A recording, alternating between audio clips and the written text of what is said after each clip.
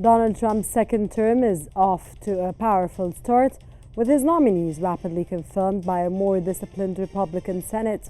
Unlike his first administration, Trump now enjoys near total party loyalty, allowing him to reshape the government without resistance.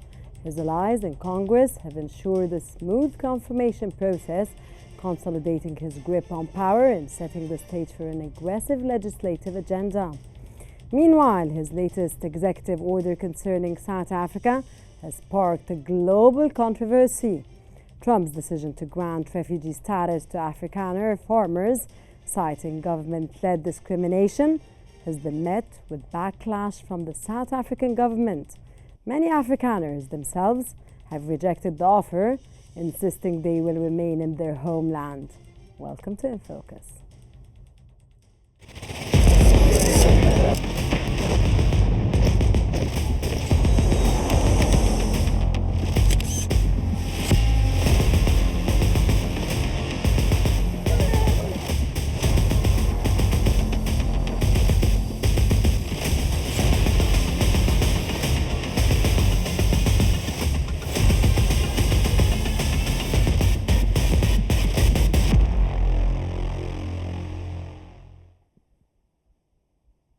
Donald Trump is enjoying an unprecedented level of control in the Senate, with his nominees sailing through confirmation votes with near total Republican support. This marks a stark contrast to his first term, when GOP senators frequently challenged his picks and slowed down his agenda. With a 53-seat Republican majority and a party now fully aligned with his leadership, Trump is reshaping the federal government with loyalists in key positions. From Pete Hegseth as Defense Secretary to Tulsi Gabbard as Director of National Intelligence, the administration is quickly assembling a team that reflects Trump's second-term vision. But what does his consolidation of power mean for the future of American governors? As Politico reports, Trump's cabinet confirmations have moved at record speed, with the Senate Republican leadership ensuring minimal opposition. Unlike in 2017, Trump now enjoys a more mega-aligned Senate, which has expedited confirmations despite Democratic pushback. Even senators who initially hesitated have fallen in line, influenced by Trump's allies, including Elon Musk, who has actively lobbied for Trump's agenda. What does this mean for the balance of power in Washington? How does it influence Trump's ability to push his legislative and executive agenda?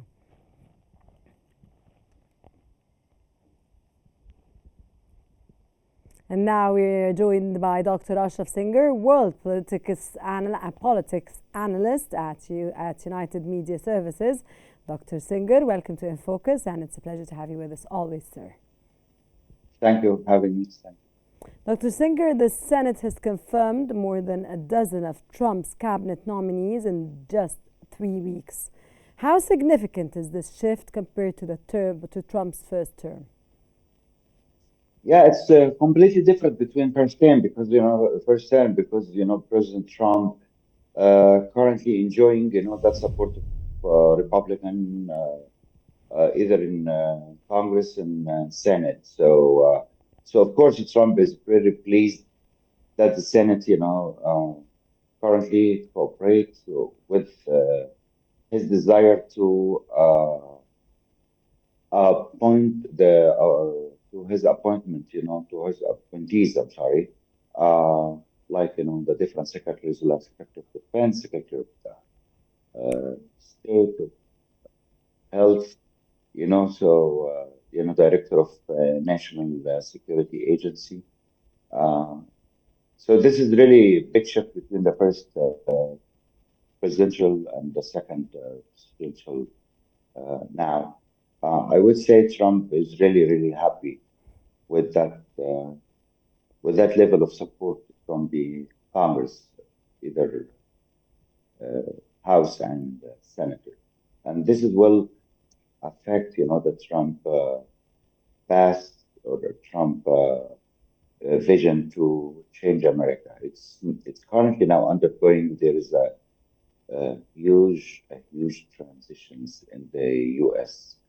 and different agencies, different departments, either fire many employees uh, in different levels, like a federal level. And he gave Elon Musk a huge authority to change the status quo. And what really I'm very concerned that kind of number of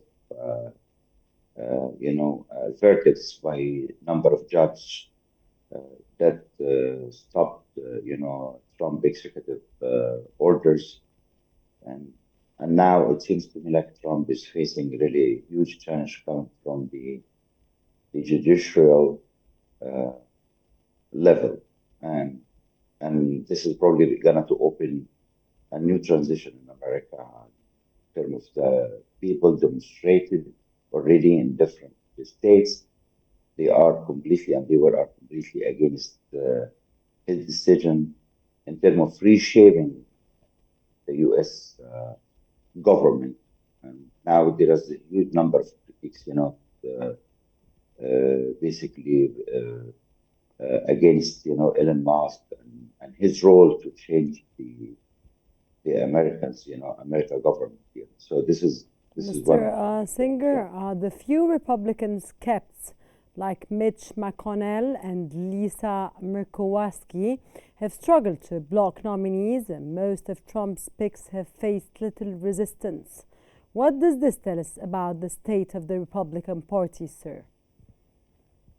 This is going to give a clue that not all Republicans are really welcoming, any candidates, by President Trump, and this is going to open like a new face between the GOP and President Trump. So basically, I would say that is, to confirm, like the Secretary of Labor doesn't need a support from the Democrats. So, and this is pretty common in many years, before Trump even came to the power. Uh, in some cases, both Republican and Democrat, they were collectively working together to move forward, to accept one of his or her nominee as a president. So this is give a clue for Trump that is he should be careful to understand what really his party needs to confirm Trump foreign policy or domestic policy. So this is pretty common, but these guys they are not really uh, having that majority that really changes the scope because still Trump is enjoying that support from other Republicans because most of them they don't like to challenge Trump because Trump is very popular now until the to see what his vision, if he really pleased the majority of MAGA. So basically, the many representatives will stay or remain supporting President Trump. But if Trump failed to really achieve one of his vision or one of the MAGA vision to please, that huge number of people in the next days, I'm sure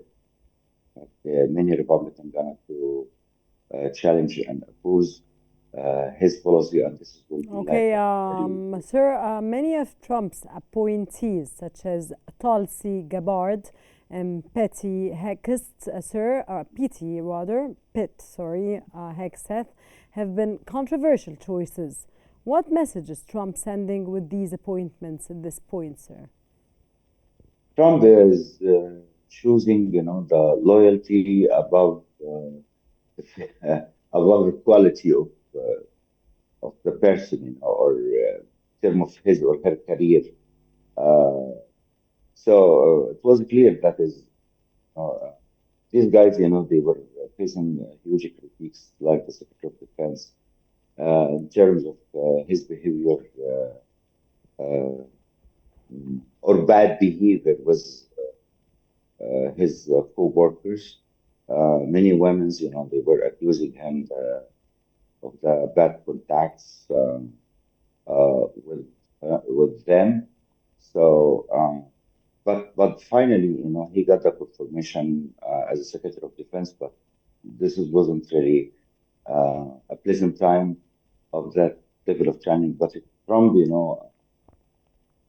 where was repeating many times for the many Republicans that he really needs this guy to be a Secretary of Defense and also the Director of National Intelligence. And they were really asking many questions, the number of senators, but his history, either in posting or on X or here posting in X. Mr. Ashraf, many, of course, but I have to wrap up this segment as soon as possible. But I want to Sure. ask you one last question, Mr. Ashraf.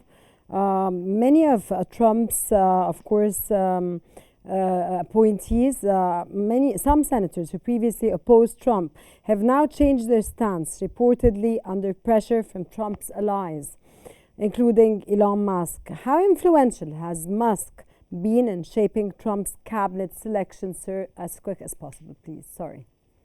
Yeah, the role of Elon Musk is very crucial for Trump. Trump really rely on him. And some Americans, they are inquiry many times Sir, why is Elon he Musk relying has. on him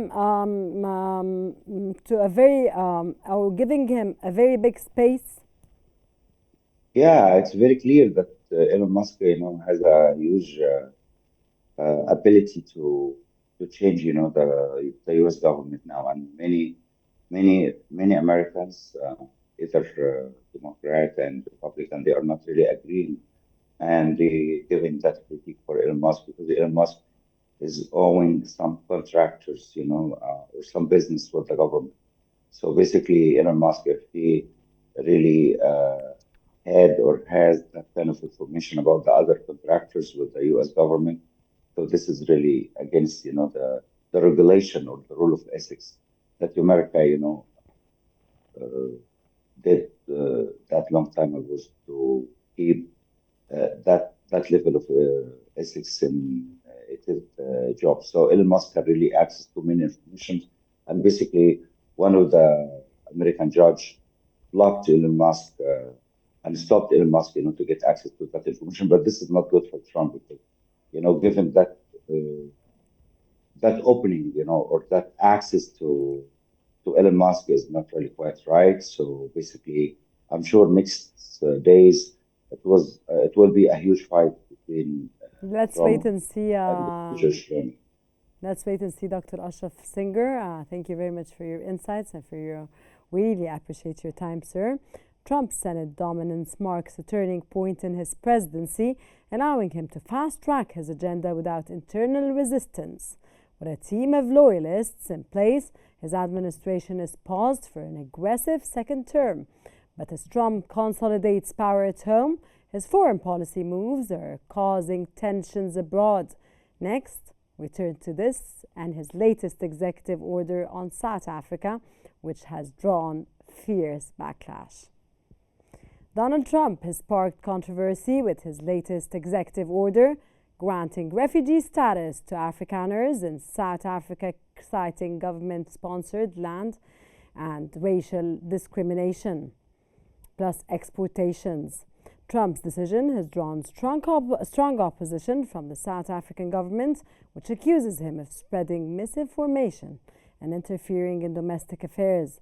This move follows Trump's decision to halt all U.S. aid to South Africa, citing human rights concerns for the white Afrikaner minority. While some groups have welcomed his interventions, others, including Afrikaner leaders, have rejected the offer, insisting they will not leave their homeland.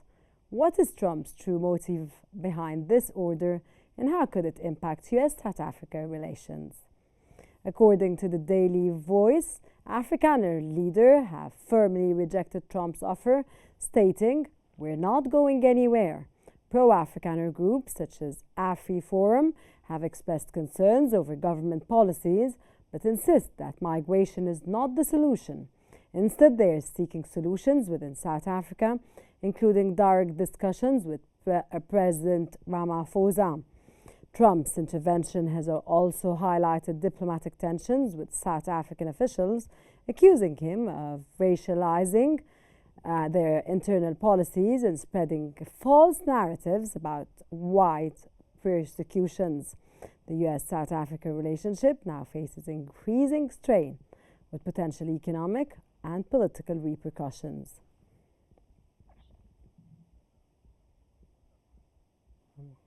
Trump has framed this as a humanitarian effort to protect Afrikaners from racial discrimination.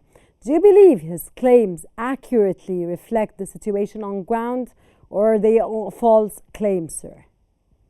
No, they are not false claims. I think one should see these things. We should see these things in the broader perspective. President Trump is reaching out to the Afrikaners as a minority. I'm one. I'm an Afrikaner. My family came to South Africa 365 years ago. I'm part of Africa. I'm here. I'm an African. I'm a white African. But it is also true that the ANC in the last 30 years have passed more than 140 laws that are on the statute book that discriminates against white people. That is not. So you said 140 laws?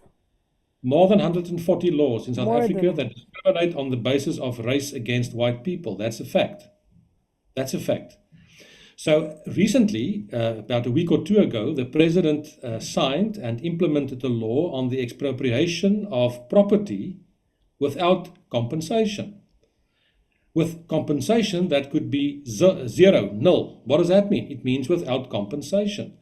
Now that law has just been signed. It's not been implemented yet. But in terms of that law, it's possible that government can expropriate people's property and compensate them with nothing. And that is just one of the aspects that are concerning to the South African public at large.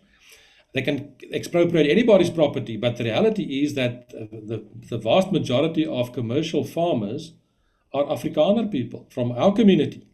So there are some serious concerns, but I think President Trump was tempted to react with regard to this expropriation bill, but that's not the main reason. I think the main reason is South Africa's positioning in terms of its foreign policy to become friends with people that the United States see as not friends, are enemies of the United States. And by doing so, Sir, South Africa... who are you referring to as the enemies of the United States? I'm referring to countries like Iran. I'm referring to other countries that have different agendas and different approaches towards what America believes to be their national interest. And South Africa is being seen to be part of that.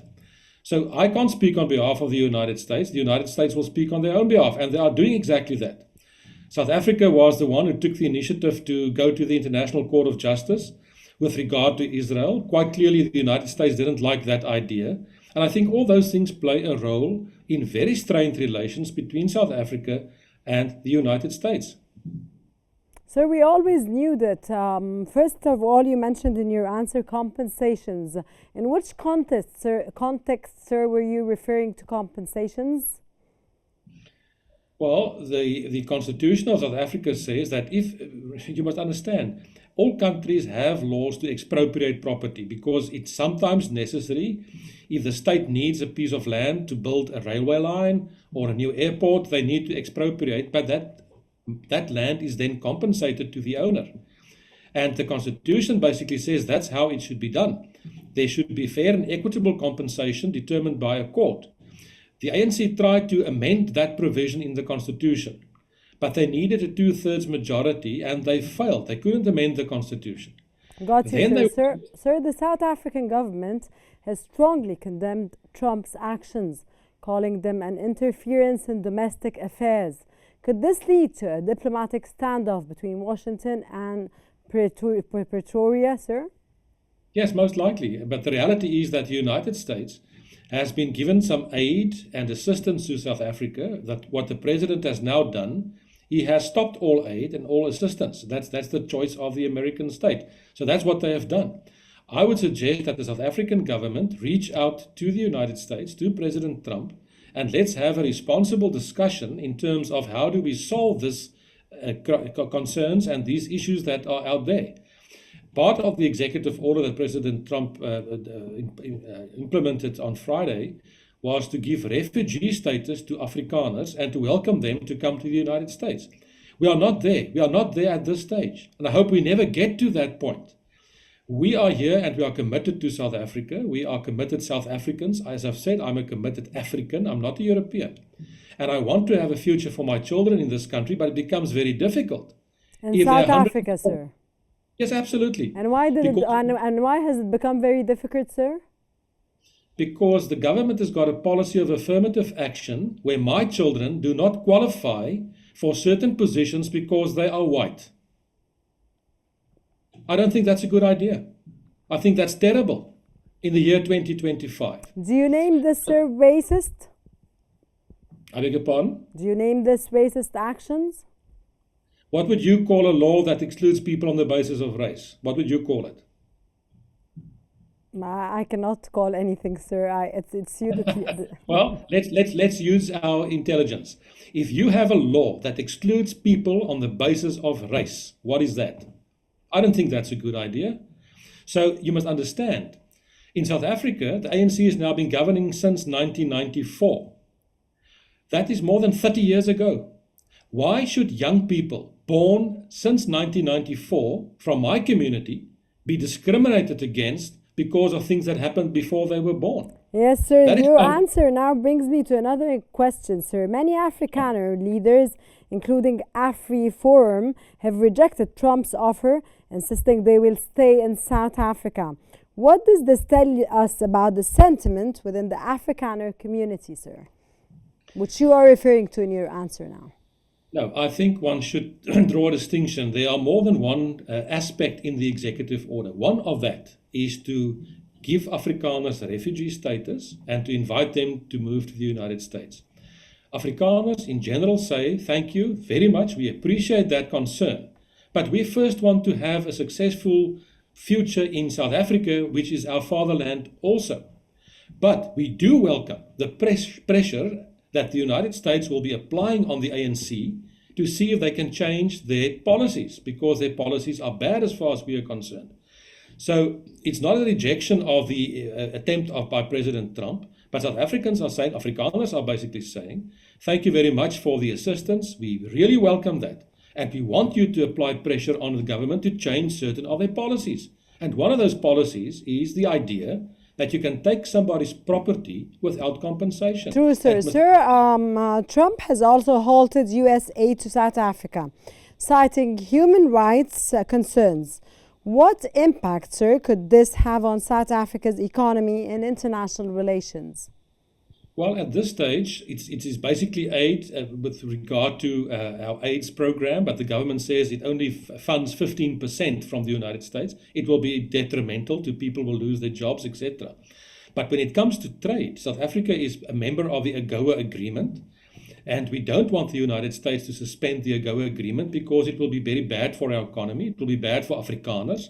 It will be bad for our farmers. It will be bad for our vehicle auto industry. We don't want that to happen. We want normal relations with the United States. But a government cannot just continue to do things in terms of its international policy that goes in terms of the United States' perspective against their interests and then think that the United States will fund that. They won't. No country will fund somebody. Sir, Elon Musk, who has South African roots, has also weighed in on this issue, supporting Trump's narrative. What role do you think Musk is playing in shaping this policy, sir? It's difficult to say. Mr. Musk is having an important role that he's playing in the United States at the moment. He is a very influential person in the United States, and he's got roots in South Africa. I think he was in South Africa as a born South African until he finished his secondary school. And I don't know, he obviously does have sentiment with regard to South Africa. But I don't think the United States is expecting anything special from South Africa other than that country should treat all its citizens equally. What's wrong with that? And countries should not discriminate against citizens because of their race or their ethnic background. And countries should not expropriate property without compensation. I don't think that is absurd. I don't think there's anything wrong with that approach. Dr. Mulder, are you optimistic about the settlement of this issue as soon as possible? Yes, absolutely. South Africa has come through many crises. So it's going to in the be past. settled. Yes, it will be settled. It will be settled because South Africa must think twice before it's not good. South Africa should not choose sides. South Africa should look at what is in the best interest of South Africa, and we should trade with all countries in the world, including the United States, including China, including other African countries. We should do that. But then we should be neutral and not pick sides or be seen to pick sides that can affront other countries. That's not necessary. Our first priority should be our own country, our own citizens, and what's in the best interest of South Africa. Sir, we hope soon to come and visit you and find you, of course, very prosperous and at your best. Dr. Thank you very much. Mulder, we thank you very much for your valuable knowledge and insights, of course. Thank you very much for joining us here on In Focus. We appreciate very much your time. Trump's actions regarding South Africa have sparked a major diplomatic dispute, raising questions about the future of US-Africa relations. While some Afrikaners appreciate the international attention, many see Trump's moves as politically motivated and potentially damaging to South Africa's stability. Tonight we explored two major developments shaping Trump's second term. The Senate's near total compliance has given him unprecedented control over his administration, allowing him to fast-track appointments and push his agenda without resistance. Meanwhile, his foreign policy moves, especially his intervention in South Africa, has ignited controversy and diplomatic tensions. What's next for Trump's second term, and how will these decisions shape US politics and international relations? Stay with us in Focus and watch In Focus. Thank you very much for watching the latest updates. I'm Rana Qassas, and I'll see you next time.